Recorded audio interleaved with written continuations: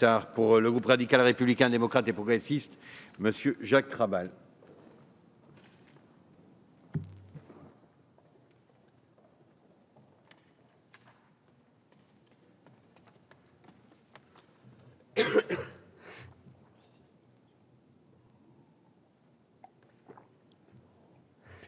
Monsieur le Président, Madame la Ministre, Monsieur le Président de la Commission des lois, Monsieur le rapporteur, Mesdames, Messieurs, mes chers collègues, nous sommes aujourd'hui réunis pour l'examen du texte issu de la Commission mixte paritaire sur le projet de loi relatif à la gratuité et aux modalités de la réutilisation des informations du secteur public.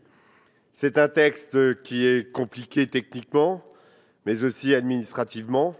Mais comme ça a été dit tout à l'heure, il est très important puisque, vous l'avez dit, il s'agit de la première pierre de la République numérique annoncée ce matin au Conseil des ministres. Et nous sommes tous soucieux pour que notre pays soit à la pointe de développement de l'économie numérique. Mais la pierre angulaire de ce texte est de consacrer le principe de la gratuité et de l'accès aux données numériques publiques. Pour ce faire, le gouvernement, afin de changer la législation française en matière numérique, nous présente un ensemble cohérent de 3 textes sur l'open data. Les 2 prochains que nous examinerons seront le projet de loi sur la République numérique et le projet de loi sur l'écosystème numérique. Ces 3 textes permettront de mettre en place une réutilisation automatisée des données publiques dès le recueil de la production des informations afin de permettre la fluidité de la circulation de l'information entre collecteurs, producteurs et réutilisateurs de l'information. Si nous avons déjà pu déplorer l'absence d'un projet global sur le numérique, nous comprenons les raisons de ce choix. En effet, afin de nous mettre en conformité avec nos obligations européennes, le texte qui nous est présenté aujourd'hui vise à transposer, ça a déjà été dit, la directive du Parlement européen et du Conseil du 26 juin 2013, nous évitant ainsi d'être amendables. Il modifie pour autant la directive du 17 novembre 2003 qui concernait la réutilisation des informations du secteur public. Ainsi, le texte actuellement soumis à notre examen s'intéresse à toutes les données issus, détenus et créés par l'administration. Il s'agit de tous les documents produits ou reçus par l'État, les collectivités territoriales, ainsi que les autres personnes de droit public ou de droit privé dans le cadre de l'exercice de leur mission de service public administratif. Ne sont donc pas concernées l'ensemble des informations issues du service public industriel et commercial. Le but est donc de permettre la réutilisation de ces informations du secteur public, soit l'utilisation à d'autres fins que celle de la mission de service public pour les besoins de laquelle elles ont été produites ou perçues.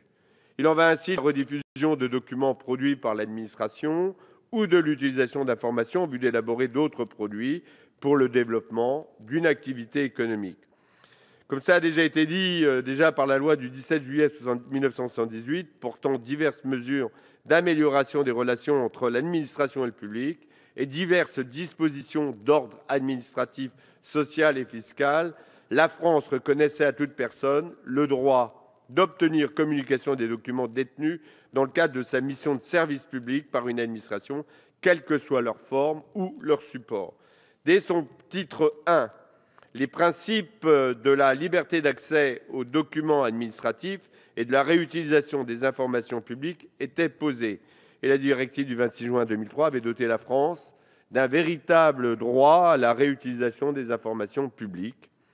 Mais le but du texte d'aujourd'hui est de permettre la mise à disposition d'office des documents publics, c'est-à-dire en dehors même de toute demande d'information formulée à l'administration.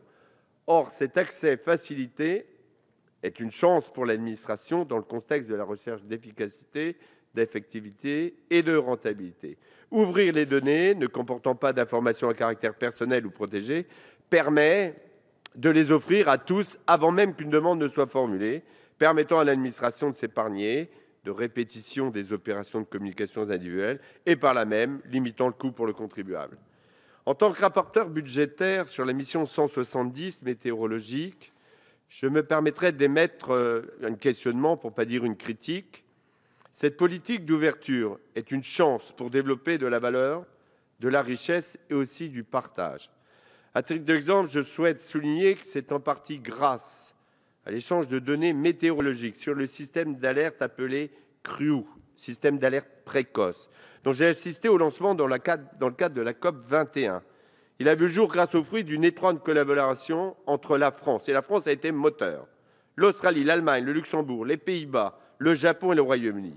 Cela permettra d'informer, de prévenir et donc de préserver les territoires les plus menacés par la montée des océans suite au dérèglement climatique et donc de sauver des vies humaines. Mais la mise à disposition de ces données, qui pour certaines d'entre elles étaient payantes, va devenir gratuite, constitue une perte de revenus immédiate pour certains opérateurs, et je pense ici à Météo France. Dans le même temps, l'afflux des demandes sur ces données va obliger les opérateurs à prévoir des infrastructures de transmission adaptées.